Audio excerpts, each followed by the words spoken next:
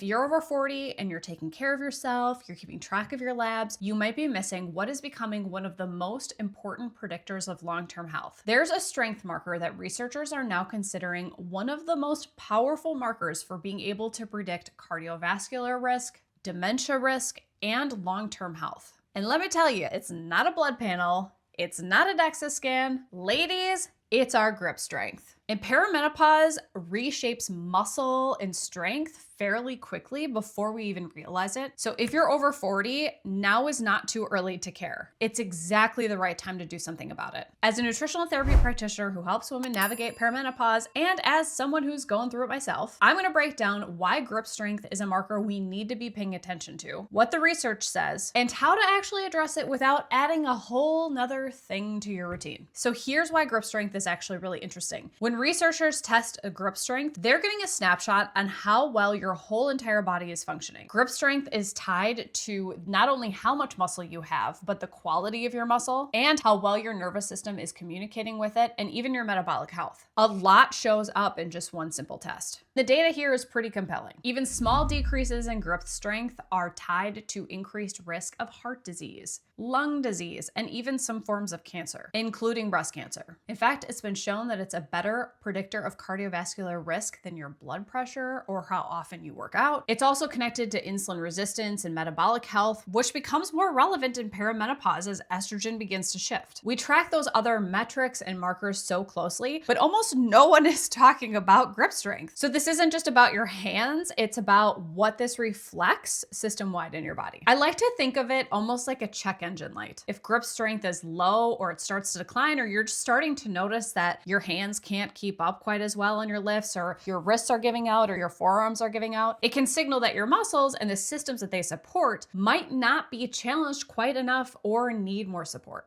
What happens is our grip strength might slowly start to decline, and so we'll start almost favoring it and finding different ways to compensate for that. And sometimes that's consciously, but a lot of times it's unconsciously. We'll use straps, we'll drop the weight, we'll start placing weights on our body rather than just holding them with our hands. We'll switch exercises. So grip then never gets challenged enough to be able to adapt. So why I'm flagging this, particularly for those of us in perimenopause or postmenopausal, is because estrogen directly affects muscle quality, tendon strength, and how well your nervous system communicates with your muscles. So as estrogen starts to fluctuate, which often happens far earlier than you start to see cycle changes or your period stops, strength begins to shift too, and grip strength is one of those first places where it starts to show up. And another thing that's kind of a bummer, but also points that this is hormones, is that research shows that women lose grip strength much faster compared to men of a comparable age during this time frame. So that's a hormonal shift. That's not just aging. So this isn't I'll deal with this when I'm older problem. It starts midlife. When we see those women who are our aging goals, where they're strong and they're independent into their 60s, 70s, and 80s, they likely supported their muscle and their grip strength, maybe in indirect ways, in their 40s and 50s. This is the window. This is the time when we can actually influence what that looks like in the decades down the road.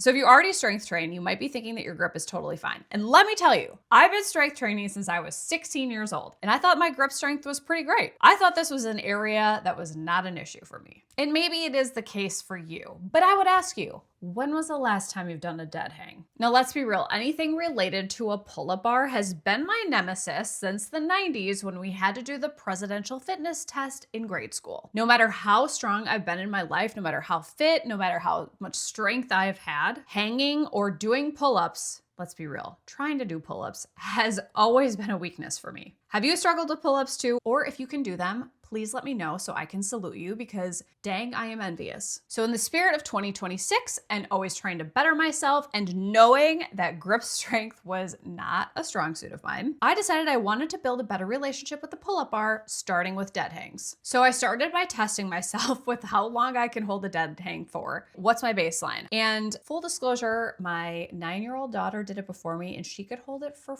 4 minutes. So I thought, oh, I can compete with that.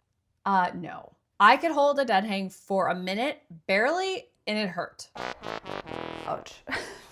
90 seconds is considered a more advanced marker to shoot for, and that reflects not only your grip strength, but also your shoulder stability, which mine is not great, and your core strength as well. So in the spirit of trying to be better, I wanted to try to go for the advanced. And that's why I have been intentionally working on this. And one of the things that has helped me stay consistent with this is having a setup that reduces the friction and makes it crazy easy for me to do.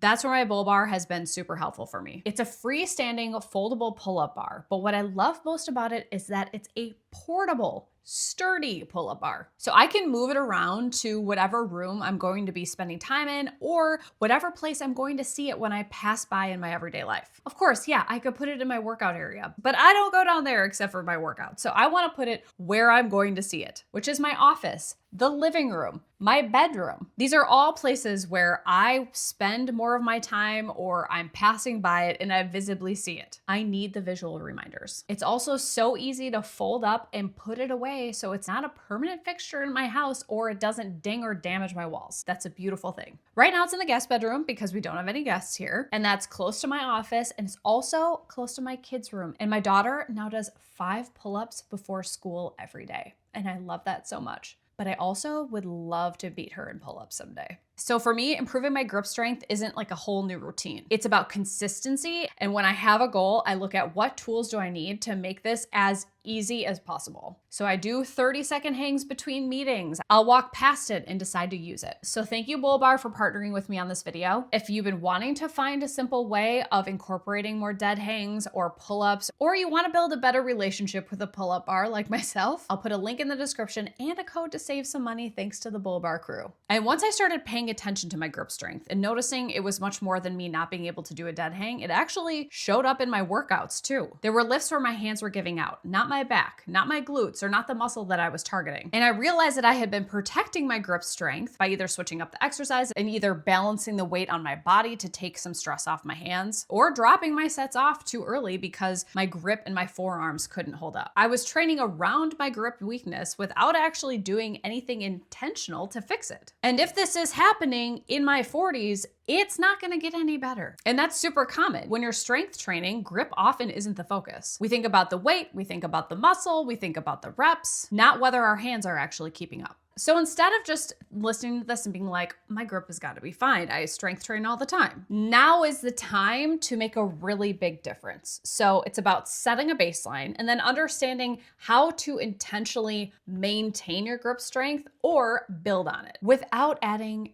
just another thing onto your workout or your to-do list. And the good thing about grip strength is that it can actually improve pretty quickly because it's undertrained. So let's keep this real simple. Step number 1 is simply being aware. Now that you know that grip strength is such an important marker for long-term health, what are those little things that we can do, or where are those little areas where we're making it easier for us? How can we continue to challenge our grip strength in our workouts and everyday tasks? And step number 2 is to make sure that you are now challenging your grip a bit more intentionally in your everyday life. So building it into what you're already doing. And here are some really simple ways to be able to do that. The first is to continue to use free weights instead of moving to machines. Now, I understand sometimes machines can target muscles really well, but add in some more variety that allows you to still grip those weights pretty hard. And if you're doing a deadlift or a row, avoid using straps on every set. Let your hands do more of the work. Farmer carries are also really great. That's where you're carrying weight up by your sides, but you can also practice that in your everyday life by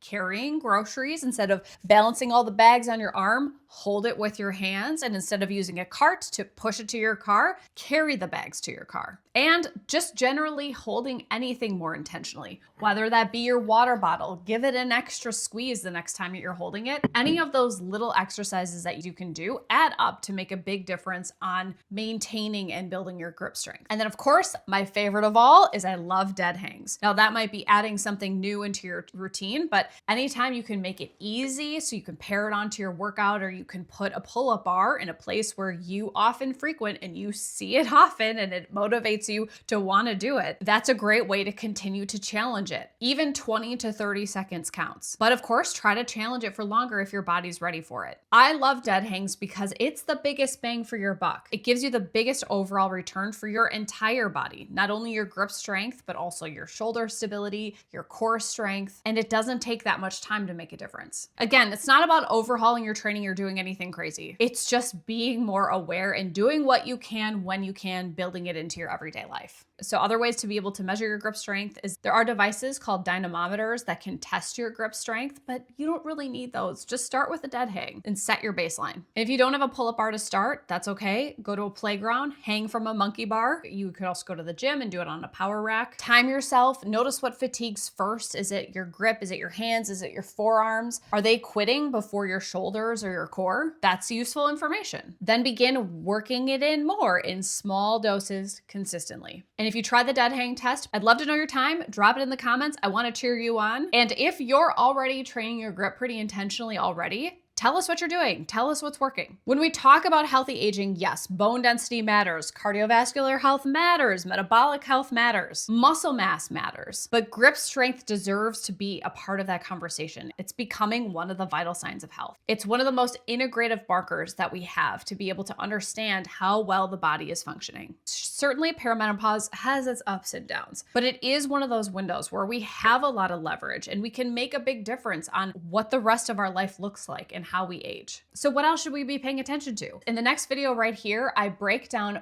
5 small things your body needs over the age of 40 that so many women are overlooking. All right, you got this, and I'm here with you every step of the way. See you in the next one.